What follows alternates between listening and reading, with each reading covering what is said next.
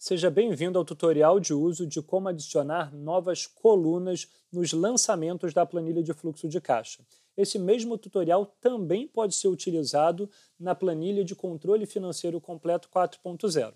Durante todo esse vídeo, eu vou usar como base o nosso artigo que está no site ajuda.luz.vc e traz para você de maneira escrita o passo a passo para fazer exatamente essa adição de uma nova coluna dentro dos lançamentos. Então vamos lá. O primeiro passo é desproteger todas as abas mensais dos lançamentos e para isso você pode fazer o seguinte passo. Você pode vir aqui na guia Revisão e clicar em Desproteger planilha.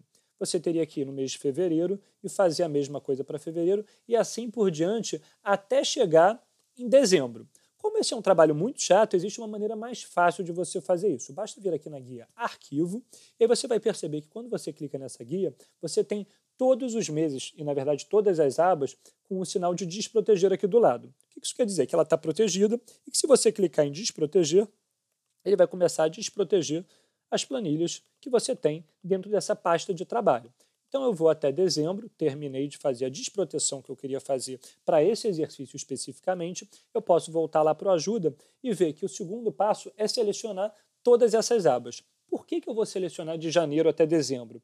Porque é justamente o método que existe para você evitar retrabalho. Por exemplo, se eu fizesse só em janeiro essa modificação, depois eu teria que replicar para fevereiro, para março, para abril e assim por diante. A gente não quer ter retrabalho. Então, para isso, a gente pressiona o Shift, vai até dezembro. Obviamente, as abas precisam estar sequenciais, né?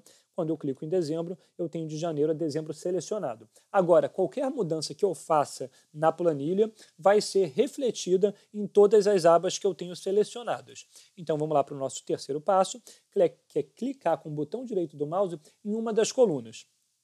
Pode ser qualquer coluna entre a coluna D e a coluna I.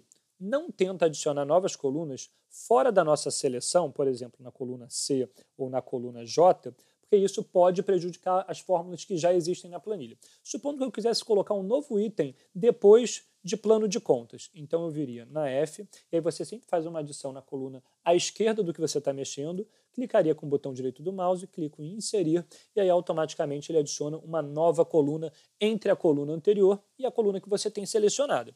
A partir disso, eu posso fazer qualquer tipo de ajuste que eu quiser. Na ideia principal, essa coluna já está inserida. Supondo que eu quisesse colocar aqui, por exemplo, centro de custo. Aí tem alguns ajustes extras que eu posso começar a pensar em fazer.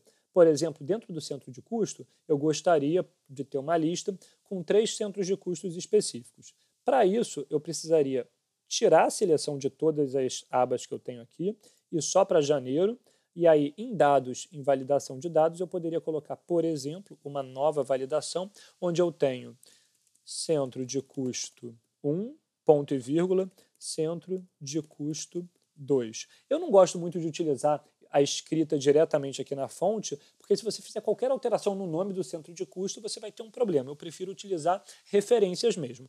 Mas nesse caso, só por exemplo, eu vou dar OK. Você vai perceber que agora eu já tenho os 2 centros de custo aqui, eu posso marcar. Eu arrastaria isso até o final. Então eu tenho que arrastar até o final, né? Você percebe que ele fez sequencialmente, mas isso é um erro, né? Eu só posso botar, na verdade, 1 ou 2. E aí o que eu faria depois? Uma vez que eu tivesse arrastado tudo até o final, eu copiaria e aí eu iria de aba em aba colando. Porque aí quando eu colo a validação de dados, ela vai. Eu não consigo alterar a validação de dados selecionando mais de uma aba ao mesmo tempo, então aqui você precisa ter um pouco desse retrabalho se você quiser criar, por exemplo, uma validação de dados aqui para essa nova coluna que você criou. Um outro ponto muito importante, e a gente tem isso aqui inclusive no Ajuda, é que esse processo pode deixar a sua planilha mais lenta ou pesada e o nosso suporte não se responsabiliza por essas mudanças estruturais na planilha que você está mexendo. E a segunda e mais importante observação é que se você adicionar uma nova coluna na sua planilha, isso não vai gerar automaticamente um novo relatório de centros de custo, por exemplo. Para isso, você precisaria criar uma nova área dentro da planilha e nessa nova área criar o relatório. E, obviamente, isso exige um conhecimento de Excel um pouco avançado. Você vai utilizar fórmulas como soma 6, soma, conte 6, etc. Né? Você pode ter uma infinidade de fórmulas para utilizar e Não vou cobrir isso, obviamente, nesse vídeo aqui, mas a ideia é que você entenda que é possível adicionar novas colunas aqui para controle e, mesmo que você não tenha os relatórios, você pode, por exemplo, utilizar os filtros. E aí você consegue ver, por exemplo, no filtro, exatamente todos os centros de custo 2. Na verdade, deixa eu desmarcar tudo primeiro. Então, vou tirar a seleção de todos os itens e depois eu vou lá marcar o centro de custos 2.